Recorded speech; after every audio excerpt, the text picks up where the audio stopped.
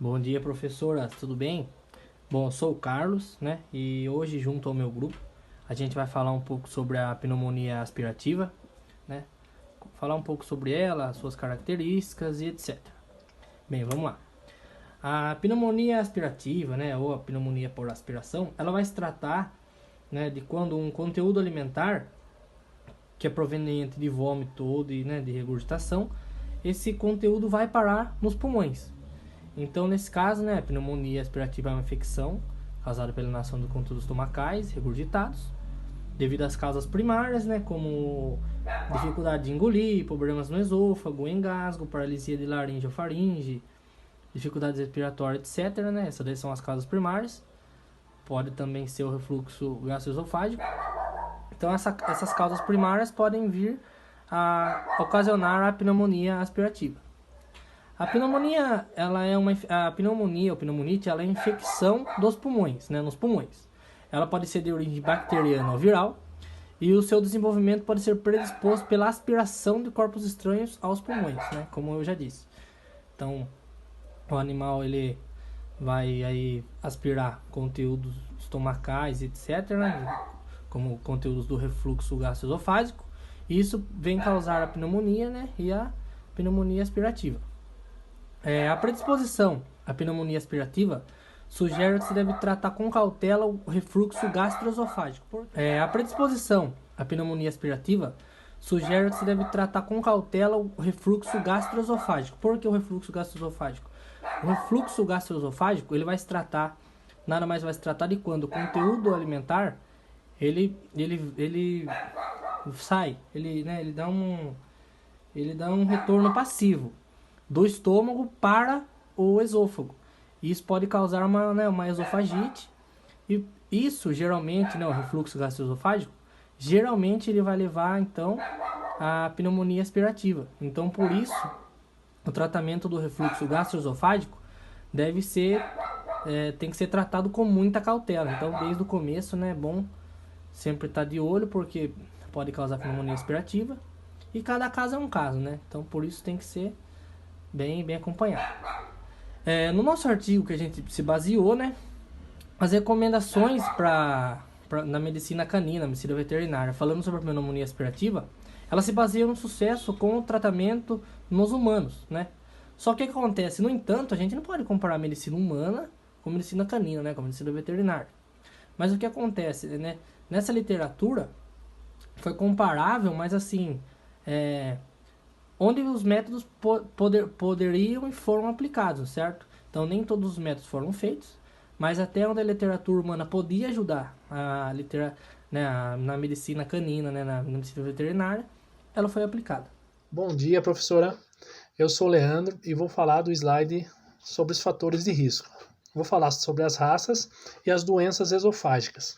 Bom, as raças mais predispostas são as braquicefálicas, devido à sua anatomia e alterações fisiológicas secundárias. Raças gigantes também podem desenvolver. Um exemplo é o Wolfhound irlandês. Sobre as doenças esofágicas, o megaesôfago e a motilidade esofágica aumentam a probabilidade de pneumonia aspirativa. O megaesôfago facilita a regurgitação e o agrupamento de secreções na orofaringe, que pode ir ao trato respiratório, levando à aspiração.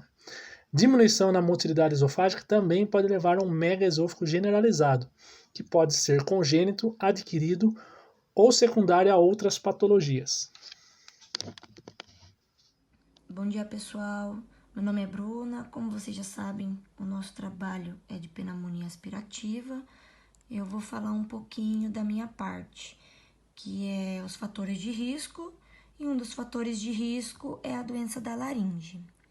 A pneumonia por aspiração é a complicação mais comum em pacientes que sofrem de doença da laringe, devido à perda da proteção das vias aéreas, como a desmotilidade esofágica, disfagia e outras doenças neurológicas concomitentes. A paralisia da laringe, ela consiste em perda da função neurológica das aritenoides, levando a uma diminuição da proteção das vias aéreas e o aumento da probabilidade para aspiração. A disfagia cricofaringiana é um distúrbio da deglutição do esfíncter superior do esôfago, que também predispõe à pneumonia por aspiração. A paralisia da laringe é frequentemente uma doença progressiva e a cirurgia de correção pode se tornar necessária à medida que os sinais clínicos progridem. A correção cirúrgica da doença da laringe não é benigna, contudo comprometem ainda mais a proteção normal das vias aéreas, levando ao aumento do risco de aspiração. A intervenção cirúrgica aumenta o diâmetro aberto da glote, distorce o lume glótico e os pacientes dos pós-operatórios, eles apresentam um risco aumentado devido à redução da laringe, diminuição das respostas motoras e reflexos diminuídos e aumento do refluxo gastroesofágico. E o risco da pneumonia por aspiração é o mais alto no paciente do pós-operatório. Agora vamos falar sobre outro fator de risco, que são as doenças neurológicas. As doenças neurológicas, quando associada à diminuição da mobilidade, é uma das causas mais comuns de pneumonia aspirativa em cães. As lesões da coluna vertebral cervical, em particular, atuam como fatores de risco para a pneumonia aspirativa em cães. Lesões cervicais podem causar comprometimento da inervação das vias respiratórias, músculos, resultando em tosse comprometida, dificuldade em limpar secreções, diminuição do volume corrente e aumento da atelectasia, que nada mais é que o colapso completo ou parcial de um pulmão ou de uma seção, que é um lóbulo de um pulmão. As doenças do neurônio motor inferior também se correlacionam com taxas mais altas de pneumonia aspirativa. As doenças do neurônio motor inferior predispõem os pacientes a decúbito, disfunção faríngea e megaesôfago. Fatores de risco para a pneumonia aspirativa. As taxas de mortalidades, que variam de 48% a 60%, foram associadas à pneumonia por aspiração secundária. A miastênia grave é uma doença neuromuscular, assim causando fraqueza muscular, queda das pálpebras, dificuldade para engolir e mastigar. Eu sou a Larissa e eu vou falar um pouco do vômito, e ele está nos fatores de risco. O vômito, independentemente da causa, é um processo que está frequentemente associado a uma pneumonia aspirativa. Em comparação com pessoas, os cães têm muito mais probabilidade de vomitar e têm um maior risco. Em um estudo com 88 cães avaliando causas de pneumonia aspirativa, o vômito foi o segundo motivo mais comum, apenas por trás da doença esofágica. A aspiração do conteúdo gástrico em pacientes com obstruções gastrointestinais está associada a um aumento de risco devido à provável colonização do conteúdo gástrico. Como no refluxo esofágico, os vômitos se correlacionam com a pneumonia aspirativa, porque cria uma oportunidade para a aspiração do conteúdo gástrico. No entanto, o vômito é um processo ativo com características fisiológicas. E também o vômito é menos provável do que a regurgitação para resultar em uma aspiração. Bom, professora, eu vou falar um pouco também sobre a patogênese, da pneumonia aspirativa.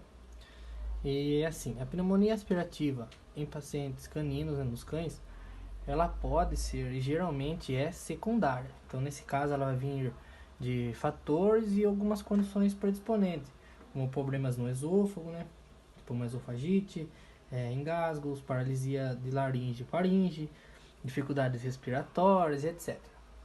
Os caninos, eles também podem ter a pneumonite por aspiração, Pode ter pneumonia por aspiração, na qual a aspiração causa inflamação, ou a pneumonia aspirativa verdadeira.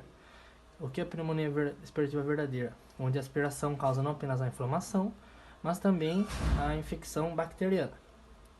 O refluxo gastroesofágico nos cães, ele é uma das causas mais comuns da esofagite, que é uma inflamação no esôfago. Os principais problemas decorrentes do refluxo gastroesofágico são a formação da estenose e então da pneumonia aspirativa. Mas como assim? Porque o refluxo gastroesofágico, ele é definido como o retorno do conteúdo alimentar, do conteúdo gástrico, para o esôfago. Então, quando acontece esse refluxo do alimento, quando o alimento deixa de seguir o seu direcionamento, né, que ele vai entrar pelo vestíbulo oral, descer pro esôfago e pro estômago, intestinos, etc. Ele simplesmente tem um retorno, vai voltar do estômago para o esôfago.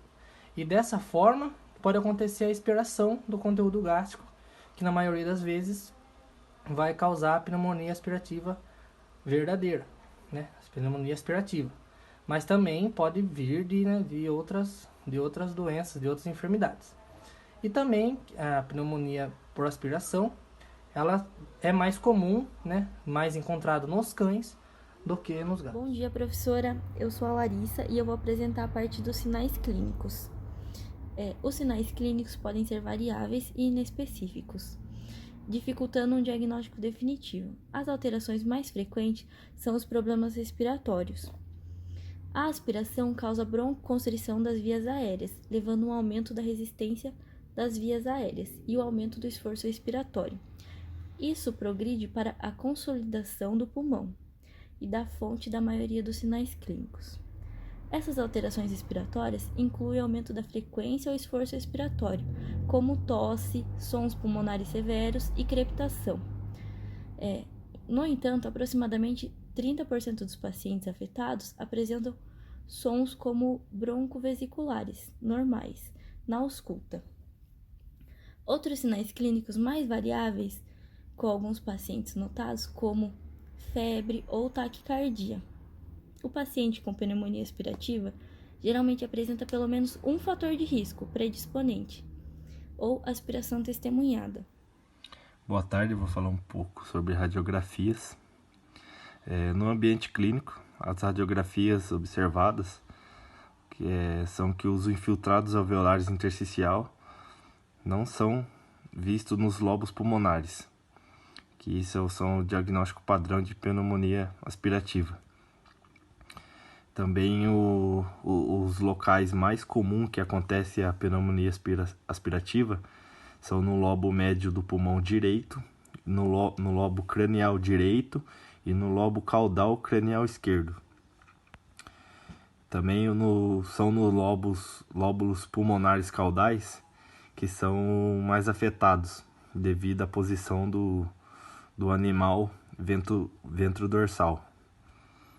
E os infiltrados mais comuns observados nos raios-x são de padrões intersticiais e alveolares, que num estudo com 88 cães foram observados 74% das radiografias com padrão alveolar e 26% das radiografias com padrão intersticial.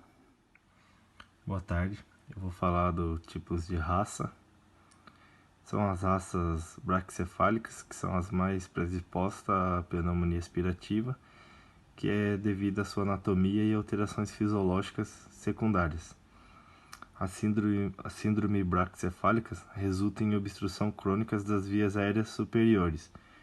Com isso, conduz um aumento da pressão torácica negativa ao respirar, que aumenta o risco de regurgitação e vômito, que com isso aumenta ainda mais o risco de desenvolver a pneumonia aspirativa. Também foi observado nas raças Wolfhound irlandês a ocorrência da pneumonia aspirativa, que pode ser devido à sua raça ser gigante, e por outras condições também, como a doença da laringe, que aumenta o risco de pneumonia aspirativa. Também os labradores têm uma alta incidência devido ao desenvolvimento da paralisia da laringe. E também um estudo mostrou uma elevada incidência de pneumonia aspirativa nas raças Dachshunds, que é devido à sua presença degenerativa do disco. Bom dia, professora. Vou falar um pouco sobre o diagnóstico. Para se ter um diagnóstico definitivo de pneumonia aspirativa, é um grande desafio. Normalmente, é com base no histórico do animal, achados radiográficos e sinais clínicos. Outros diagnósticos também ajudam na descoberta da doença, como o hemograma completo, bioquímico, lavagem broncoalveolar ou os achados da lavagem transtraqueal. Tratamento. Para se ter um tratamento adequado, É indicado a administração de fluidos intravenosos para hidratação, antibióticos para controlar a infecção causada, como a cefalexina, e broncodilatadores para ajudar a melhorar a respiração, como a terbutalina. Vou falar um pouco do prognóstico. O prognóstico da pneumonia e da aspiração pode ser difícil de prever. Muitos estudos demonstram uma falha de indicadores de sobrevivência em cães que variam de 30% a 80%. Foi feito um estudo em 125 cães com pneumonia aspirativa,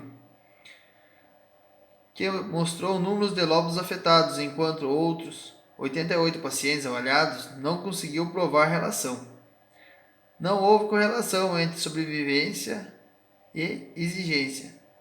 A oxigenoterapia, como tratamento, imunossupressores, foi associado com uma taxa de sobrevivência reduzida. Por piorar a capacidade do hóspede a eliminar a infecção e potencialmente levar à pneumonia progressiva, é necessário que o estudo específico da medicina canina para poder avaliar a distribuição dos fatores que levam à falha na recuperação, avaliar as áreas que estão falhando no diagnóstico e tratamento, sempre orientar mais as pesquisas e melhorar o prognóstico. Vou falar um pouco sobre a prevenção. Para prevenir a pneumonia por aspiração e diminuir a mortalidade e morbidade nos episódios de aspiração, é preciso diagnosticar e tratar precocemente, pois os casos variam em severidade. A prevenção da pneumonia aspirativa envolve tanto a identificação de pacientes em risco, tomando medidas de prevenção. A anestesia pode colocar em risco pacientes saudáveis, que podem sofrer aspiração, por isso deve ser seguido protocolos rigorosos, para que o animal não apresente dispneia, refluxos e bracardíaca. Exemplo, pacientes com difusão laringiana, incluindo pacientes com cirurgia pós-laríngea, evitando nadar ou imersões em água. Pacientes com megazófalo, alimentação na posição vertical. A correlação precoce do sistema braquicefálico, síndrome da obstrução das vias aéreas, resultam em diminuição gástrica, anormalidades e riscos, diminuindo a regurgitação.